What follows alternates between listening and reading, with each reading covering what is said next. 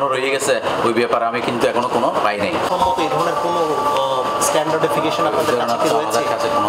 চট্টগ্রাম নগরীর পূর্ব বাকলিয়ায় আব্দুল লতিফ হাট এলাহাত বিএসটি এর অনুমোদন ছাড়া পানি ও মুসর কয়েল তৈরি হারহানাত অভিযান পরিচালনা করে 2 লাখ টাকা জরিমানা গজ্জি র্যাব 7 চট্টগ্রাম। র্যাব জানাইয়ে আনন্দ পিওর ড্রিঙ্কিং ওয়াটার নামের এই হারহানাত দীর্ঘদিন ধরে বিএসটি এর অনুমোদন ছাড়া পানি তৈরির পাশাপাশি মুসর কয়েল উৎপাদন ও বিক্রি কার্যক্রম চালায়। আচ্ছা, আমরা প্রথমে অভিযোগ পেয়েছিলাম যে এখানে অনুমোদন ব্যতীত এবং লাইসেন্স ব্যতীত ওনারা খাবার পানি বাইরে বাজারজাত করছে, যেটা আসলে স্বাস্থ্যের জন্য ঝুঁকিপূর্ণ, যেহেতু এটা যে বাইরে সবাই পান করছে। তো সেই অভিযোগের ভিত্তিতে আমরা বিএসটিআই প্রতিনিধি এবং আমাদের সম্মানিত ম্যাজিস্ট্রেট মহোদয়কে নিয়ে এখানে অভিযান পরিচালনা করি এবং সত্যতা খুঁজে পাই যে লাইসেন্স এবং অনুমোদন ছাড়াই ওনারা আসলে খাবার পানি বাজারজাত করছে। এবং এছাড়াও আমরা আরেকটি তথ্য পাই যে ওনারা নিম্নমানের কয়েল বিএসটিআই এর অনুমোদন ছাড়া বিএসটিআই এর লোগো ব্যবহার করে বাইরে বাজারজাত করছে, সেটারও সত্যতা খুঁজে পাওয়া যায়। এবং ঘটনার সত্যতার প্রেক্ষিতে আপনারা ইতিপূর্বে যা শুনলেন, আমাদের সম্মানিত ম্যাজিস্ট্রেট মহোদয় উভয় কারখানার কর্তৃপক্ষকেই দণ্ড প্রদান করেছেন। আরো জানা যায় আনন্দ পিওর ড্রিঙ্কিং ওয়াটার নামের কারখানাগান 2021 সালের বিএসটি এর অনুমোদন মেয়াদ শেষ হইবার পরও নতুন করে অনুমোদন নবায়ন করিবেলে আবেদন করিল ফি বেশি হইবার হারণে যোগাযোগ নগরে। আর এর ফরতুন প্রতিষ্ঠান হন অনুমোদন ছাড়াই পানি ব্যবসার আড়ালে কয়েল ব্যবসা চালাইয়ের। তাদের 2021 সালের 30 জুন পর্যন্ত ড্রিঙ্কিং ওয়াটার পণ্যের লাইসেন্সের মেয়াদ ছিল এবং আমরা এখানে এসে তাদের কোনো হালনাগাদ লাইসেন্স পাই নাই। তারা আবেদন করেছিল, কিন্তু আবেদনের পর বিএসটির একটা বিল পরিশোধ করতে হয়। বিএসটি সেই বিল প্রেরণ করেন, কিন্তু তারা সেই বিল পরিশোধ করেননি, ফলে তারা লাইসেন্সটা পান নাই ড্রিঙ্কিং ওয়াটারের ক্ষেত্রে। এবং দীর্ঘ 21 সাল থেকে প্রায় 25 সাল শেষ হতে যাচ্ছে, প্রায় দীর্ঘ 4 বছর ধরে কিন্তু তাদের লাইসেন্স নেই। অন্যদিকে মশার কয়েলের ফ্যাক্টরিটা আমরা পরিদর্শন করেছি, সেখানকার কাগজপত্রগুলোও দেখেছি। তো সেখানেও আমরা যা লক্ষ্য করেছি যে সেটারও তাদের লাইসেন্স নাই। তারা ওখানে আমাদের যেগুলো শর্ত, ওই শর্তগুলো তারা পরিপালন করতে পারেননি। সেইখানেও আমরা দেখেছি যে মশার কয়েল এত সেন্সিটিভ একটা প্রোডাক্ট, যে প্রোডাক্টের সাথে মানুষের স্বাস্থ্য জড়িত আছে, পরিবেশের সম্পর্ক জড়িত আছে, সেই রকম একটা প্রোডাক্ট তারা অবৈধভাবে বিএসটির স্ট্যান্ডার্ড মার্ক ব্যবহার করে উৎপাদন করতেছেন এবং বাজারজাত করতেছেন।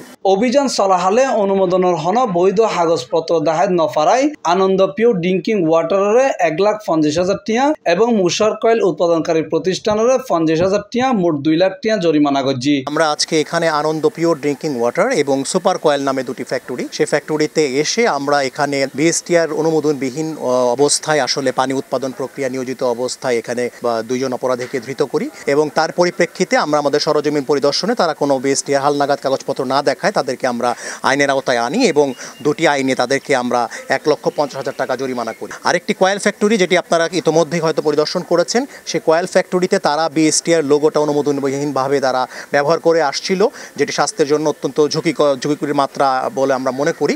এর জন্য আমরা সেটিকেও 50,000 টাকা জরিমানার আওতায় এনেছি। আর এছাড়া এই ফ্যাক্টরিটি, যেটি পিওর ড্রিঙ্কিং ওয়াটারের ফ্যাক্টরি, সেটার হালনাগাদ যেহেতু আপাতত বিএসটিআর কাগজপত্র নেই, তাদেরকে কাগজপত্র হালনাগাদ করা পর্যন্ত সাময়িক সময়ের জন্য এই ফ্যাক্টরিটি বন্ধ থাকবে, সেই নির্দেশনা দিয়ে আমরা কনসার্ন যে অথরিটি তথা বিএসটিআইকে সেই চাবিটা আমরা হস্তান্তর করব।